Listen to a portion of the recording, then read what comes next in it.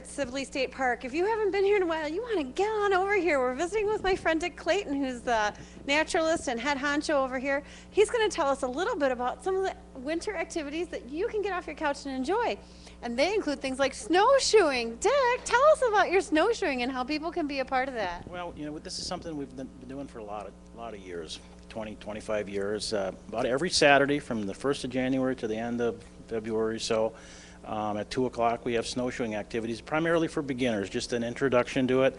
Like you said, get off the couch, get out and enjoy Minnesota. It's an easy thing to learn how to do. You get a little exercise, a lot of fun, meet a lot of new people. And it's something that we, like I said, we do every Saturday. Well, if they don't know, they may think, oh, these are probably like 1949 wood snowshoes, and you have old snowshoes, but you have the modern aluminum, ready to go. You'd see at REI kind of snowshoes, and people can borrow those to learn this, right? And how much do they pay for this program? Well, the program is actually free. Everybody has to have a vehicle permit to get into the park, but the program is free.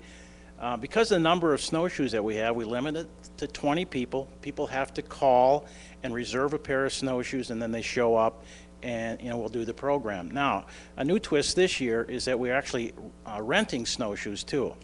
So for $6 a day, you can rent a pair of snowshoes, and then just go do your own thing out here. So it's been really, really popular. It's a nice addition to the park. And what kind of footwear do you need to wear to use the snowshoes, Dick? Just just a regular winter boot. And people have a tendency to overdress. Once you get snowshoeing, you're putting off a lot of heat and getting a lot of good exercise. And so just dressed appropriately for the weather and just a basic winter boot. That's all you need to do. So it's free, 2 o'clock on Saturday afternoons, and it's great for the whole family. So bring your kids or your grandkids or the next door neighbor and come on out and enjoy winter over at Sibley State Park. You all are going to have some maple syruping coming up. So tell our guests about that too. Well, it's, again, something we've been doing a long time here, real popular.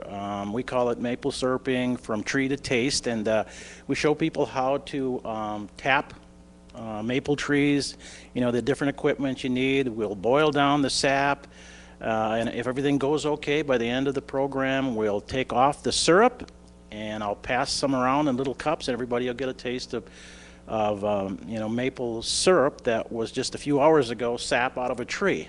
Yeah, so homemade maple syrup from Minnesota. And yeah, right. And that's something we do because of the weather. You have to do it in March and early April, so we'll be doing that in a few weeks. That's usually limited to 40 or 50 people you have to call, so people should just, check the paper, radio, those kind of things, and television, and find out when it is, and then start calling out here because it usually fills up. Okay, what is the number out here, Dick? 320-354-2055. A little slower for those people who just ran to get a pen. Hold on. 320-354-2055. Perfect. And Dick, that happens in May and April, so people can be watching for that and then sign up. But I understand you've got some additional programming coming this spring and fall, or spring and summer, and that people might want to keep their eyes open for that as well. Can you tell them a little bit about some new programs that are coming? Sure.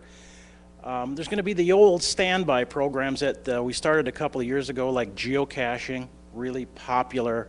We have live animal presentations out here, music, things like that. But we're going to do some different things this year. We're going to do a digital photography program for kids. We have digital cameras. I have one right here. And we'll be handing these out to kids. They'll be going out and taking a picture. We'll download the pictures. They'll pick one out, and then we'll print out a picture for them. So it's called a digital bridge to nature. We also have purchased some canoes, and we're going to be doing some beginning canoe lessons for people. And then we're going to do what we call a canoe adventure, where people who have some experience in canoeing will be going with us on a 1 to 2 hour canoe trip in the western area of the park, which is, actually it's like a wilderness area for western Minnesota. It's a beautiful area. We'll be spending an hour or two out canoeing with people. So, those are some of the new things that we're going to be doing this spring and summer and fall. Fantastic. Thank you so much for all the programs that you're offering people. We want to encourage you to find out more about all the programs at Sibley State Park. You can look online, you can look in the newspaper, Community Ed runs lots of stuff. Get out, enjoy the Minnesota winter. It's starting to get warmer out. All you have to do is stick your boots on and give a call out to Sibley, rent some snowshoes, or come for the syrup. And we want to encourage you to get active, gather your friends and family, and get out to Sibley. You're watching the Do You Know Show. All right, it is Do You Know, and it doesn't seem like we can get away from Green Lake. It's another beautiful day to be out and about in our community. Today, it is a vintage snowmobile races. Bob is joining us. Tell us everything we need to know about the races today. Yeah, we're going to run stock, mod stock, and we're going to do a 4-lane thing with a hand start. And hope that everybody has fun doing it. You know, our first year trying this out, see how everything goes, and if it works good, we're going to try it every year. Sounds good. And it looks like some of the sleds here, since we're talking about vintage, some of these look like they go back to, what, 1950, 60? Yeah, there's some older ones here, but mainly probably in the 70s, you know, later 70s, early 70s. They can be all the way up to 85 now. So, for vintage. Okay, for vintage. So what does a person have to do if they want to come out next year to race? I know there are some other races that go on, but for vintage, what do they need to do? Just get a vintage sled, 75, you know, or up to 85. They can qualify, and then we have radar runs tomorrow here too. So. All right, excellent. That's the new stuff. Oh, that's right. That is the new stuff. And how fast do these sleds go compared to the ones tomorrow? Well, these will run. In the 500 feet, we're running in the 70s. 70s, 80s, some of them are. And then in the radar runs, they can run that 1,000 feet there. These older ones will run in the 90s. Excellent. All right. So it's a great day to be out. Again, if you get a chance next year, you want to check it out, you can bring your sled out, do the radar run, or you can be in the races. Yeah, all right, great. What about a number? Is anyone, if they want to get a hold of someone, how do they do that? They can call my brother. He works at Bristol's in St. Cloud, and we got flyers we put up every year. So. And that's Big Joe, right? Yep, that's my brother, yeah. All right. We're doing it up. It's Do You Know? Let's check it out.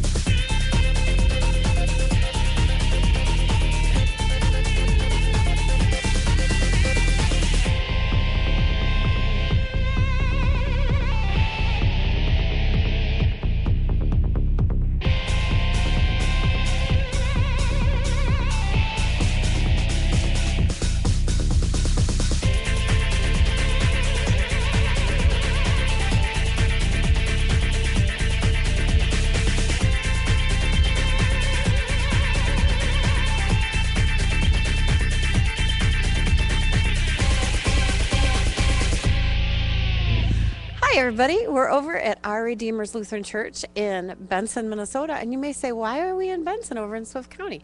We are here because we're working collaboratively with some volunteers who are doing some amazing things to help out the kids and the youth and adults in our region who have sensory disorders. A sensory disorder, what's that? Well, that may be ADHD or autism or other kinds of disorders that cause kids to have problems focusing.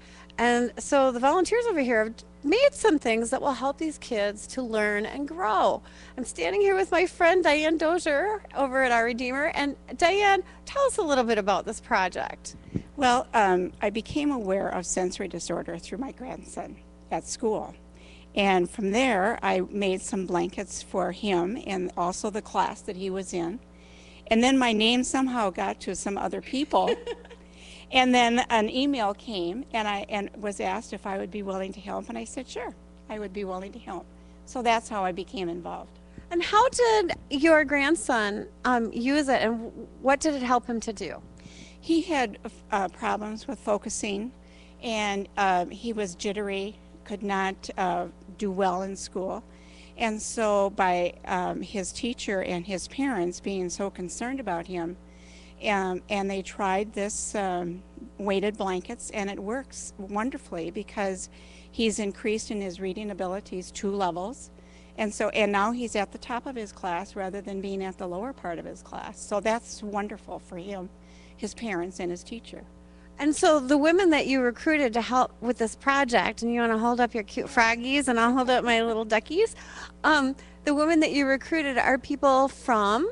They are quilters from Our Redeemers, volunteer quilters, and I invited Vera Lund and Joe Bronicky to join me in this project, and they were willing to do that. So I'm so happy that we were willing to help other children. Well, thanks, Sam. We're going to go over here to Joe and Vera, and we're going to ask you a little bit about this project. I know that there's something in here that shakes. It could be soybeans, kind of feels like sand, but you can tell our people out there, how hard was it to make this, and what did you have to do? Well, it wasn't really that difficult once I realized what I was supposed to do. And I think I had to have my husband help me with putting the pellets in here, because I did have a few of them spread all over my kitchen counter when I was doing it. But it was fun to do. I enjoyed it. It was something different. I enjoyed it. And Vera, what about for you? My husband helped me get the beads in too, because they seemed to be scattering. But I decided to use, I dug out my old can. When I would can, I've got that cup you put on the jar before you fill. That works beautifully to fill these with. So anybody that's working with it, I would really recommend if you have one of those. Well, I understand that these are filled with plastic pellets, and that makes it so that moms and dads or teachers in schools can throw these in the wash. Right, that's true. That's very true. And I heard that sometimes they, like you mentioned, will put grain in there, but then of course you wouldn't be able to wash them. Because what would happen? You would have a large wheat plant. Yes, you would. Anything else you'd like our folks out there in Watcherland to know? It was just a fun experience to know I could just do some stitching and help someone so easily on my part. Yeah, and it was good. And I'm glad that there's a lot of kids that are going to be able to use these. And speaking of kids, we're going to go over and visit with my friend Lainey, who's 4 years old and got a weighted blanket. And we're going to find out a little bit more about how she likes it and why it's helpful to her. You're watching the Do You Know show from Our Redeemers Lutheran Church and all the volunteer quilters who've done so much hard work to make these beautiful blankets for kids and teens and adults in our region. We're over visiting with Melena Perry, who goes by Lainey. And Lainey, you got a really, really pretty new blankie, didn't you? Yes. So tell us a little bit about your new blankie. I like it. What does it do for you? How does this help you? I like it because it's heavy, and it helps me take a nap. It helps you take a nap. Does it help you feel secure? Yeah, Yeah. So are you glad to have this new blankie? It's pretty heavy, isn't it? yeah, Yeah. yeah. Okay. Well, anything else you want to share about your new colorful blankie? That I like it because it's pretty. Oh, fantastic. I'm going to go over here and I'm going to visit with Lainey's grandpa, Charlie Oakes. Charlie, West Central Industries has come up with this program to help kids and teens and adults get weighted blankets who have sensory disorders or challenges. And tell us a little bit about how this is helping Lainey out. Well, Lainey's a really very smart, wonderful girl who sometimes has a hard time calming down. And we were particularly having problems with naps in the daytime. And it was affecting her behavior, not getting enough rest. So we tried out this blanket. It's got 15 pounds of pellets in it. And she weighs about 30 pounds, so it's about half as heavy as she is. And she started taking naps again 2 hours straight, which is just plain miraculous. And she also uses it sometimes if we're just a little too excited, and you just wrap yourself up in the blanket and just sort of soothing. I really don't understand how it works, but I can tell you it really works. And she's thrilled to have it. Well, thank you. The weighted blankets were made by volunteers, as you just saw a little earlier in our segment, and we sure are glad to have the volunteers who put together such beautiful blankets for children, teens, and adults with sensory challenges or ADHD, autism, or other kinds of things. The blankets are given free to the the children and 2 schools and social workers and special ed departments.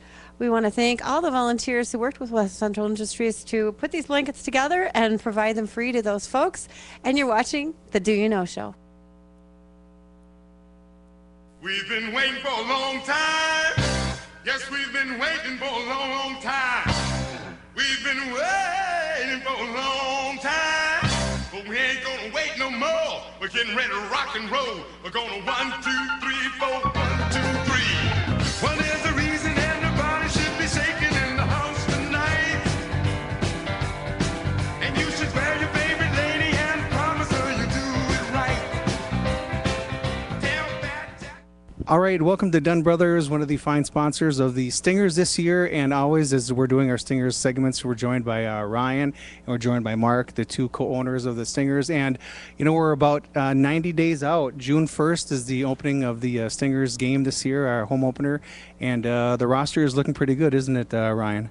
Yeah, you know what? We've got just over half the team announced for the upcoming 2011 season, and we've got 7 players back from last year's team.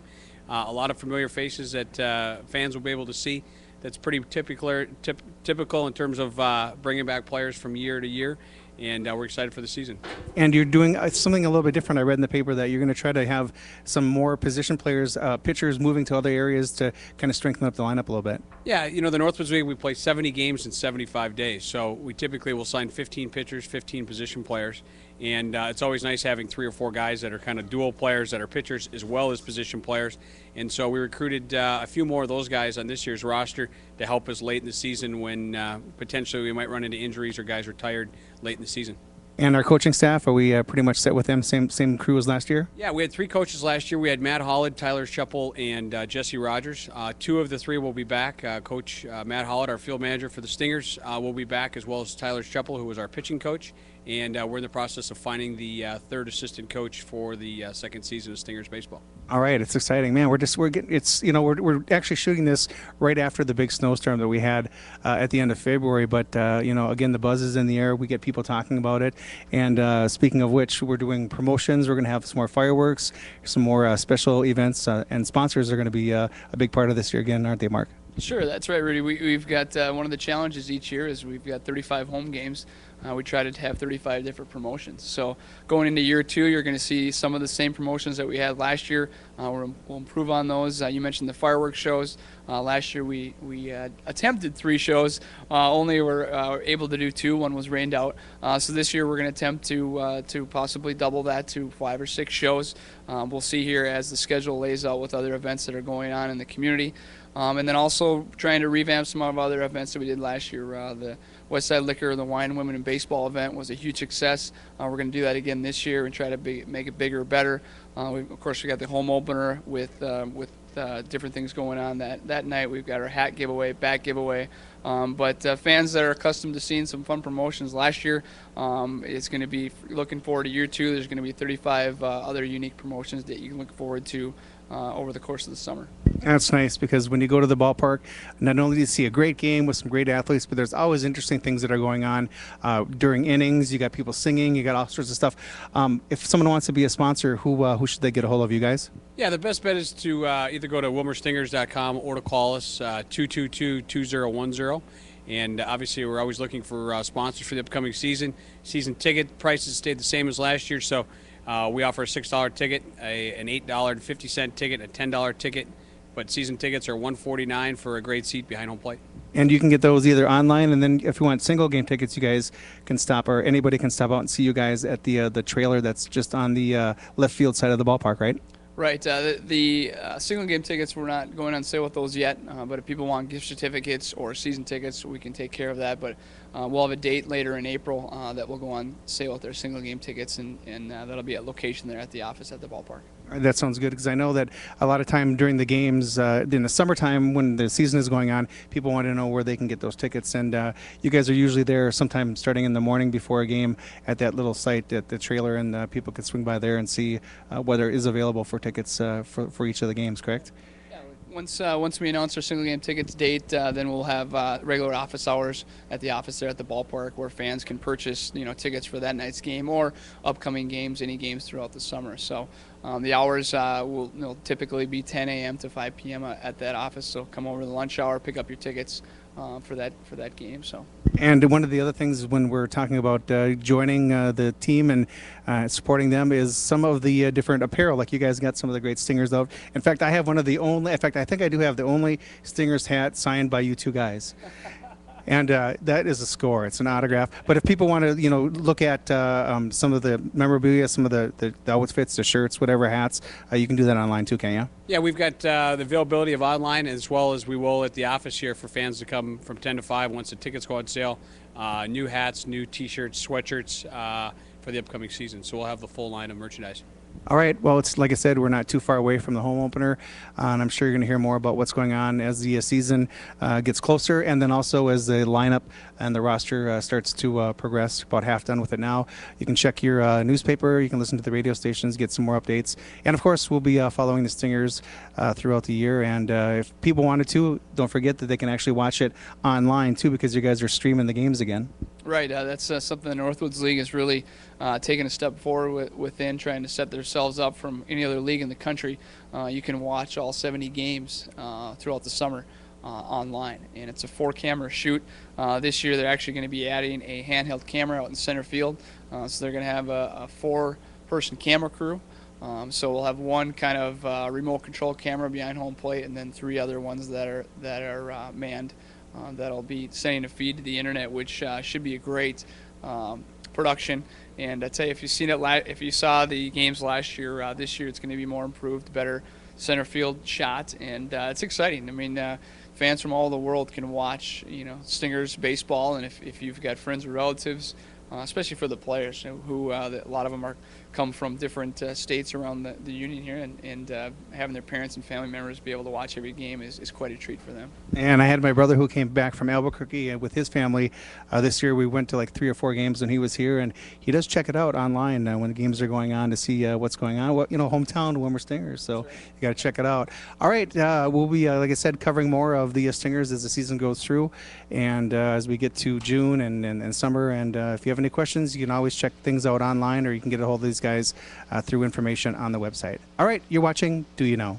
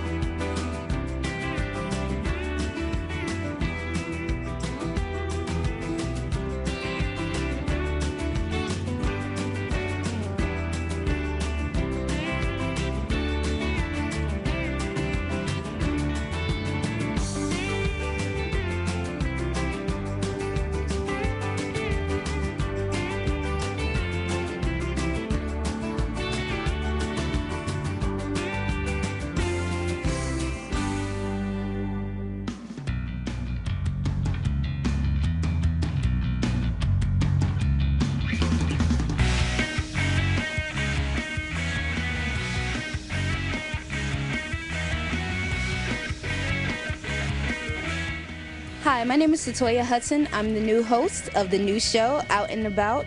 It will start airing Mondays, Wednesdays, and Sundays, so I hope you'll join me. It basically highlights the different attractions and historical landmarks here in Candy, Ojai County. Some of the cities that I will be visiting is Willmar, New London, Spicer, Pinnock, and Candy, Ojai. Hope to see you then.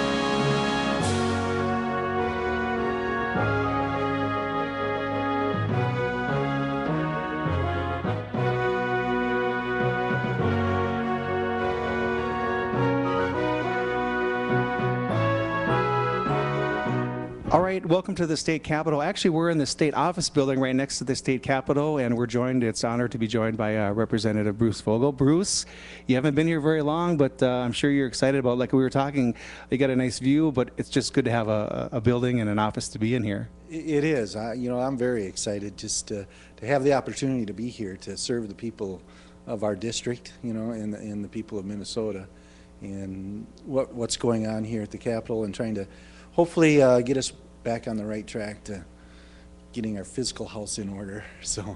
And you are again, you're new here, and it's a change because Republican has control. The Republicans have control now. So you guys are in charge of basically the agenda for what goes on in the House. Mm-hmm.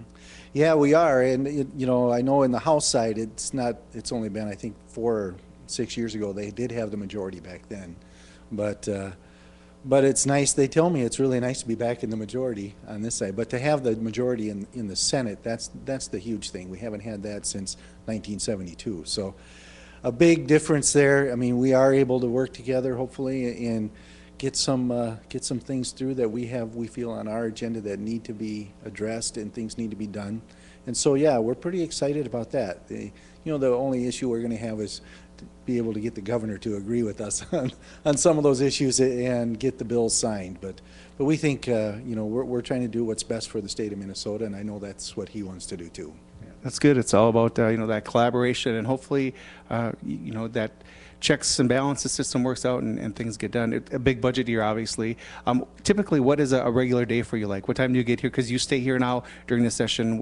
You know, just give our viewers a little you know, timeline of what your day consists of. Sure. Well, usually my day starts fairly early. You know, Mondays, we start on Monday afternoon, basically. My first committee meeting starts at 12:30 on Monday, so typically I'll stay back in Willmar till Monday morning and then drive up Monday morning, depending on the weather. I have come up on Sundays because of bad weather before, but then I have a committee meeting, and then we go into session on Monday afternoon, and then we have another meeting for freshmen legislators. We still meet together after the session is over on Mondays, and then typically there's so many groups that come here to the Capitol to, you know, to lobby and to you know, share their point of view on stuff, that every day there's 2 or 3 groups here at least, and a lot of times those groups will have a meeting at night, and so we'll end up going to a meeting to share with those people. You know, they've got questions about what's going on, and they want to share with us their viewpoints, and so we go and meet with those groups in the evenings. You know, otherwise Tuesday through Thursday right now, I'm typically here. My first meeting on Tuesday starts at 6:45 in the morning. We have a group of rural legislators that get together and talk about the issues that concern us in greater Minnesota. And we want to be able to hold strong on the issues that we feel are important to outstate Minnesota. And so that's been really good. We've been learning an awful lot in there. We come together and everything. So Tuesday start at 6:45 in the morning, and I'm usually done with the meetings by about 5 o'clock. Then I go to whatever function we will have after that. Like yesterday, the soybean growers were up here yesterday. They had a thing last night.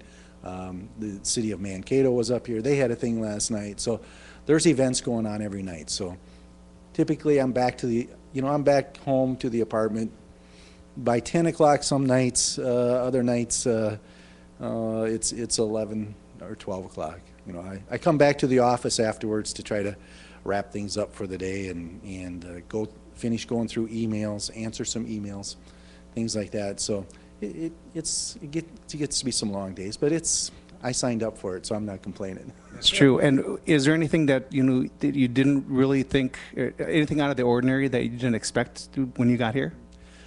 You know, probably no. Well, I didn't know that the days were quite this long, although, you know, I've been in business for myself for many years, and so long days aren't new to me. I'm used to working some long days and stuff, so it wasn't like I'm not used to that. But I was surprised that it does go quite as long as we do. But I can't complain. I'm having a great time, and I've met a lot of great people here. There's just a lot of good people, and that's on both sides of the aisle. I mean, we even though we may have some differences, you know, in committee and on how to attack things. They're still good people. We're all good people. That's good. I know we just had the opportunity to talk with and meet with Representative Hoppe and then also Representative Johnson, and they said the same thing, you know, Republican, Democrat, and they said, you know, we may disagree, but we all get along and we're all trying to do what's best for Minnesota. So have you got lost yet? No, I haven't so far. I don't think so. You know, I may go to the wrong floor once or twice trying to get to a meeting, but really lost. I haven't gotten lost, but at first it took me a while to find out where all the different meeting rooms were. But otherwise, it's been pretty good. That's good. One last thing before we go. Tell us about the cheeseburger bill. Well, as you know, Representative Erdahl's carrying that bill, and you know, I spend a lot of time with Representative Erdahl. He's you know, he's on our floor, his same floor as I am here, and being a rural legislator and out in our area, we do get together fairly often. And you know, the cheeseburger bill really is just about personal responsibility. And as he says, you know, it's not about you know, it's not about going after, you know, company or groups or people.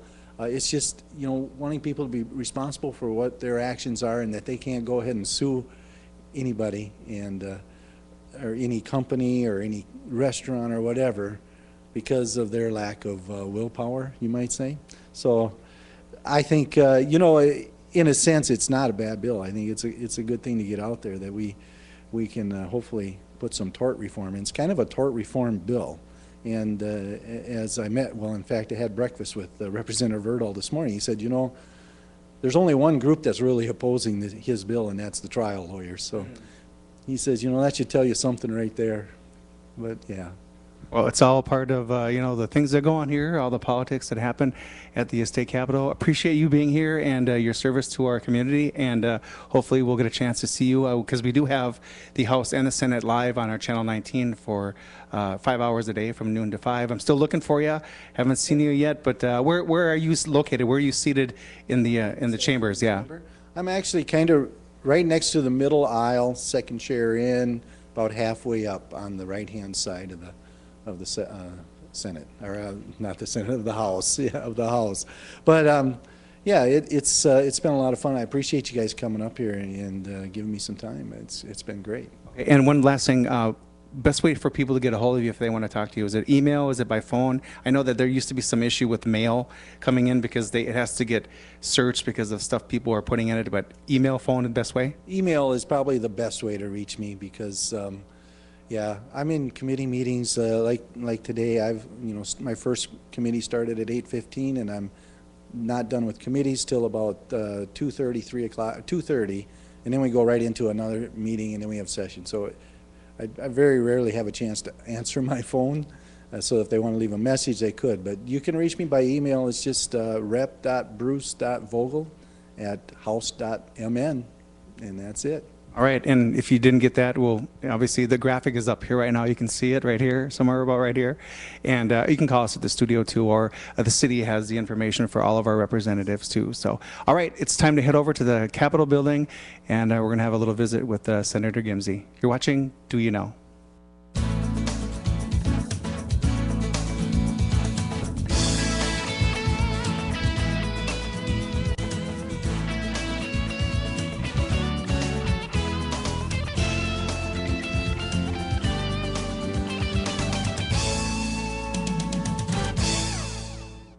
All right, we moved over to the Capitol building now, and just to prove how easy Joe is to talk to, he was in session, got a call from Crystal down to the floor, and he came up to talk to us. Thanks so much for being here. Yeah, I saw the light flashing, the phone was ringing on the Senate floor, and so I answered it, and Crystal said that you were here. Of course, you are on my schedule, so I was glad that I was able to get away for a couple of minutes here to talk to you. And what was going on the floor when you got so rudely interrupted by us? Well, it wasn't a rude interruption. It was actually getting to be a long discussion about things that we had covered before, certainly in committee and everything. But what it is the permitting bill, and trying to reduce the time requirements for businesses and industries to get a permit through our government agencies. The problem has been that sometimes it can take half a year to get a permit. We want to reduce that, make it more streamlined and efficient. And this is one of the first steps in that process. Senator Ingebrigtsen is carrying this bill and discussing it now. And again, we're over at the Capitol building, and this is a new office for you. You got a sweet looking view, I guess, that has the perks of serving a number of different terms. Well, it is one of the perks, and winning the majority certainly helped. And then becoming transportation chair, I'm in a suite of offices. It's Senator Ingebrigtsen and myself, and we moved over here right about the first of the year. So. Yeah, it's nice. It's comfortable. It is, and it's always odd seeing you here because I mean, not that I'm seeing you here, but I usually see you in parades in the summer. Well, I know it, and we do a lot of parades, and they're fun. But yeah, you've been here a couple of times now, and appreciate your visits. Yeah, it's nice. It's also kind of wants to make me run for an office. You come over here, I mean, they're working on the building now too. They're working up on top and doing some restoration to it, and it's just. It's hard to explain how the design of this building is just, it's something that you can't explain. You just have to see it. And we did shoot some of the videos so people got a chance to see it. But what are they doing to the building here now? Well, there was a lot of tuck pointing that was going on. We were starting to see some cracks in the mortar, and so they went back in there and reworked that and tried just to keep and maintain the exterior. And now they're working way up on the top of it and trying to keep the water out and keep the building intact here.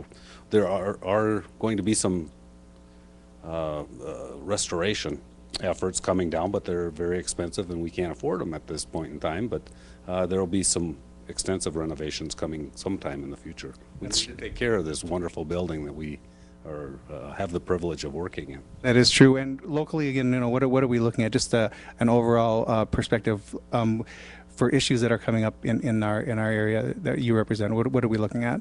Oh, there are always a number of issues. Serving as the chair of the Transportation Committee, roads and bridges are going to be my priority, and I'm grateful for the reappointment of Commissioner Sorrell, who is also thinking along the same lines I am, that we need to preserve the assets that we have, especially during these tough economic times. We can't allow our highways and roads and bridges to deteriorate to the point where it's going to cost us even more into the future. So we're all pretty much on the same page. I anticipate we'll see a lot of detour signs, and I want the folks out there to know that, don't curse me, but that just means progress and in doing what we should be doing. As far as maintaining those roads. But you'll probably see a lot of detour signs and a lot of slower traffic this summer because we plan to get a bill through early.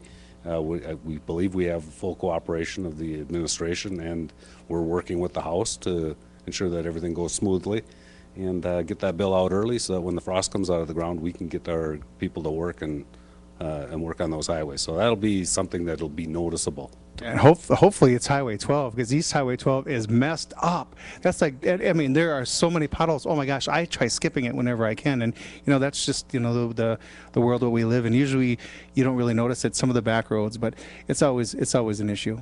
This year has been especially difficult because of the wet fall that we had and the early freezing, and we've had a lot of freeze and thaw cycles, but it's especially bad. That East Highway 12 is on the books to get completed this summer. I think they're going to start out right away in May. That'll be good. It's all we're doing out there on that stretch is keeping the shock absorber and tire people employed. That's right, and I think I'm going to be one of them here, unless, like I said, I tried skipping it. Folks. Yeah, that's right, it is true.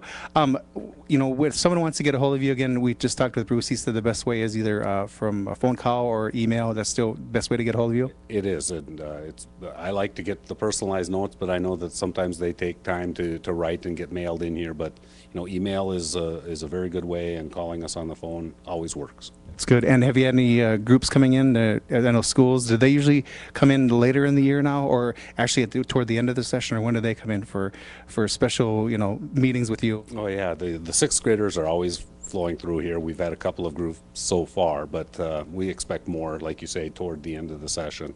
When it gets closer to springtime and they plan those field trips for those sixth graders, it's just a lot of fun to have them here. They're just awed by the history and all of this that's going on, and we enjoy that. But as far as meetings go with other groups, it's pretty much every 15 minutes all day long. They're in and out and talking about different issues that are important to them, and it's a part of the process that I've become accustomed to. But by the end of the day, you're pretty worn out and your head is kind of full of information. And I'm glad it's just the tours and things that are going on, not like what's going on in Wisconsin. Oh my gosh! But again, if you need to talk to Senator Gimsey about anything that comes up in our community, it's always accessible. Like I said, we just showed up, pulled them off the floor, and we know you got to get back down there. So we appreciate you spending some time with us. And like I said, if you can't find the information on the legislative website at the Capitol here, you can also just call the city offices, and all that information is there available for you at any time. All right, you are watching Do You Know?